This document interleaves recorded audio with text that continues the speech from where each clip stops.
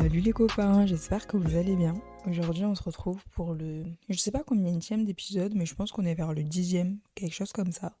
Mais aujourd'hui on se retrouve pour un épisode qui n'aura pas de sujet précis, qui n'aura pas de sujet bien rodé, parce que j'en avais tout simplement pas, et puis surtout en fait j'avais plein de petites choses à droite à gauche, et je me suis dit, bah il y a tout simplement pas matière à faire un épisode de 10 minutes à chaque fois pour toutes ces choses-là. Du coup je me suis dit, je vais tout prendre, je vais tout dire, et puis je sais pas, peut-être ce sera le début d'une série, peut-être que ce sera le début de quelque chose, tu vois, quand j'aurai envie de parler un peu de tout, de rien. Je sais pas comment je vais intituler ça encore. Mais tout et rien, c'est bien ça, hein. Tout et rien, hashtag 1. Voilà, c'est le premier d'une longue série, on l'espère.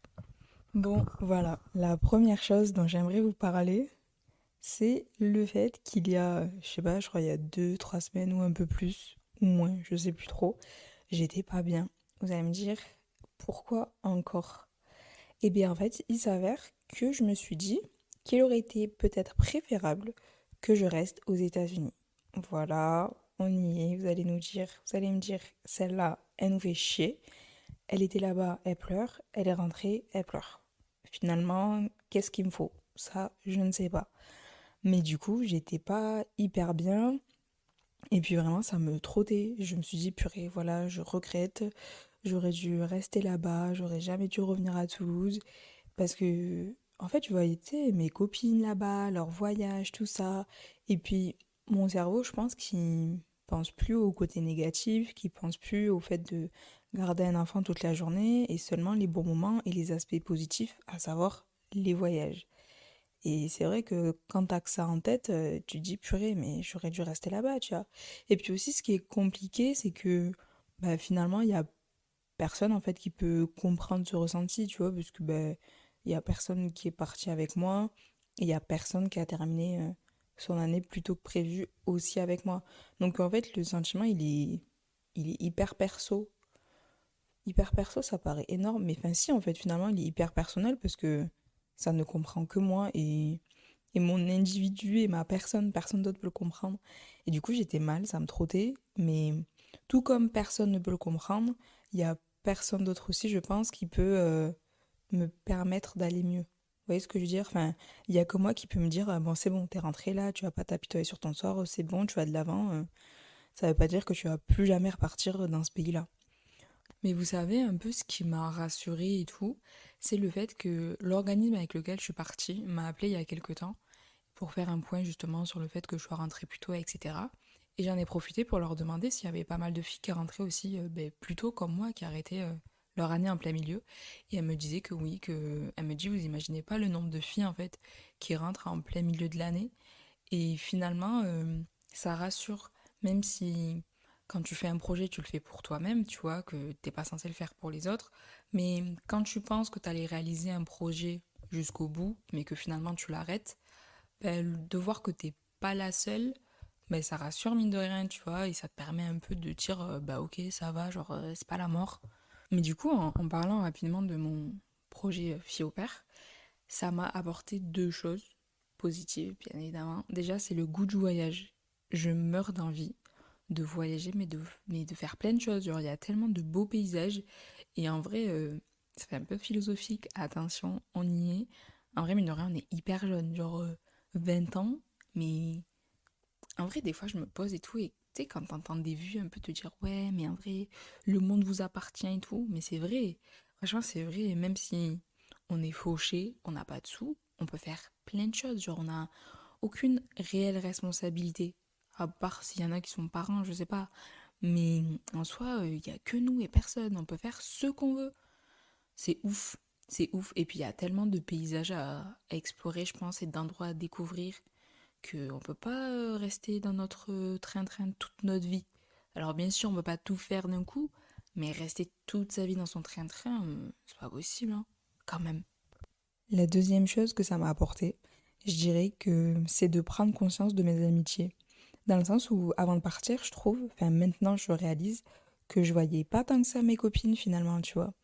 Et lorsque je suis partie aux États-Unis, le fait de découvrir de nouvelles personnes et de me lier d'amitié avec des filles et de faire un peu des choses sympas, un peu tous les week-ends, de voyager, etc.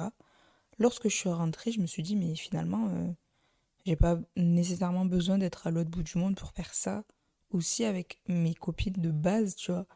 Et du coup, je trouve que je vois plus mes copines et même j'en ai plus l'envie, j'en ai plus le besoin. Enfin, c'est comme ça que je le ressens.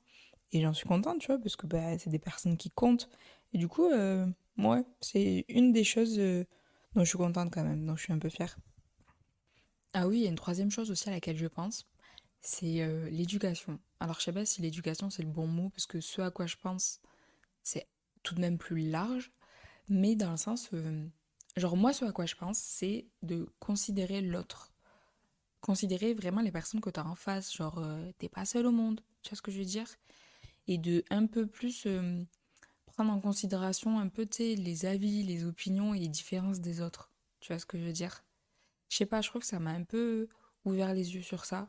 Bon, après, ça m'a ouvert les yeux, c'est pas pour autant que mon comportement, voilà, suit forcément ce que je suis en train de dire.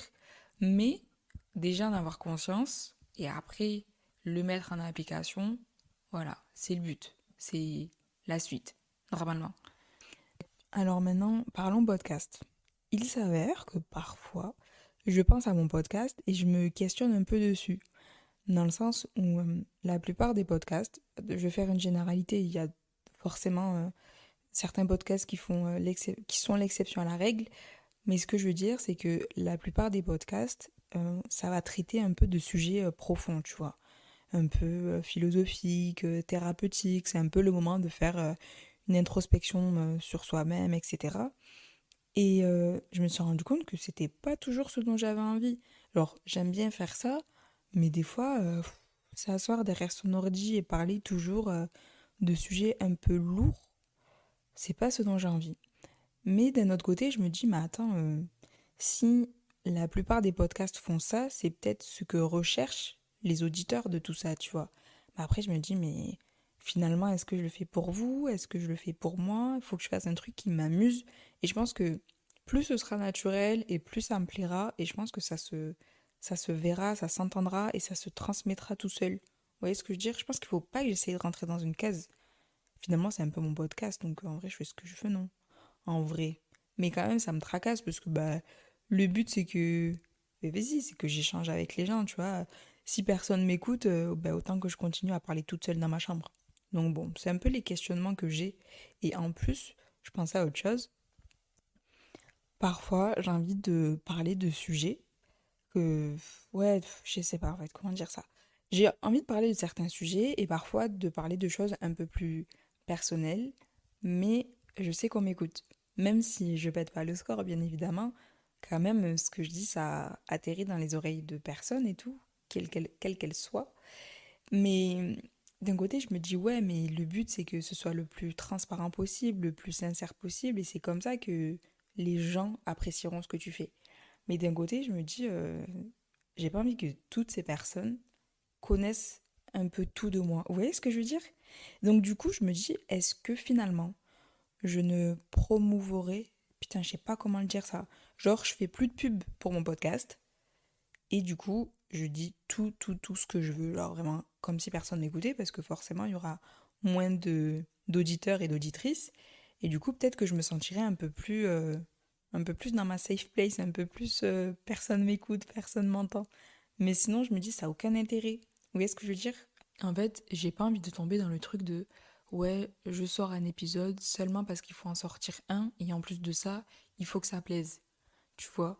Je veux vraiment faire un truc qui me plaît et des épisodes qui me plaisent avec des sujets qui me ressemblent et dans lesquels je puisse me reconnaître. Tu vois, ça sert à rien que je parle de choses qui ne me correspondent pas.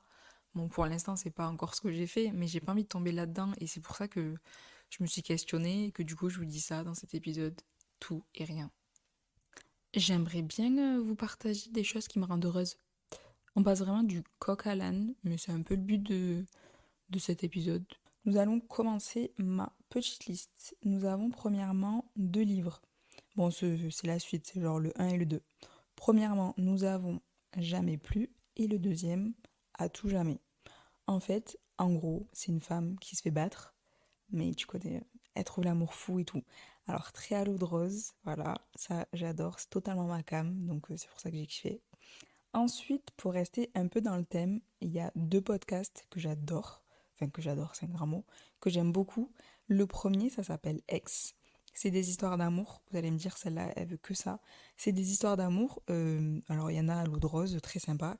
Et puis, il y en a, tu te dis, mais comment ça se fait qu'il y ait des gens comme ça sur cette terre? Vraiment, il y en a, elles tournent hyper mal et tu t'attends pas à ça, en fait. Tu t'attends pas à cette chute.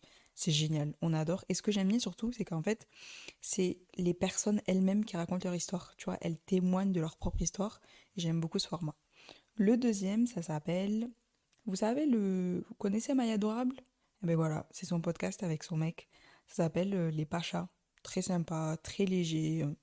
Ils forment un beau duo. Et la dernière chose, c'est quoi? J'ai oublié. Ah oui, c'est un film que j'ai regardé hier, j'ai découvert. Ça s'appelle Blind Side. Ben c'est génial. En gros, l'histoire, c'est un mec qui est à la rue et il y a une famille qui l'adopte, comme ça. Genre, d'un coup, comme ça, qui l'adopte et qui lui donne les moyens de réussir et qui va finir par réussir. Et cette histoire, c'est une histoire vraie. Genre, le mec, en gros, c'est un joueur à la NFL, là, comment on appelle ça? De football américain. Mais ce mec, il existe en vrai. Genre, c'est ouf. Du coup, voilà, peut-être vous connaissez déjà. Mais écoutez, je pense que c'est la fin pour moi. J'ai kiffé ce format. Vraiment, j'ai eu l'impression de faire une petite mise à jour à mes copines là quand je les ai pas vues depuis longtemps. J'ai kiffé, j'espère que c'était pas trop long pour vous, j'espère non plus que c'était pas trop décousu. Et puis j'attends des retours en fait, j'allais dire énormément de retours. Ouais, énormément de retours c'est le mot. J'espère que ça vous aura plu et plein de bonnes choses à vous. Bisous!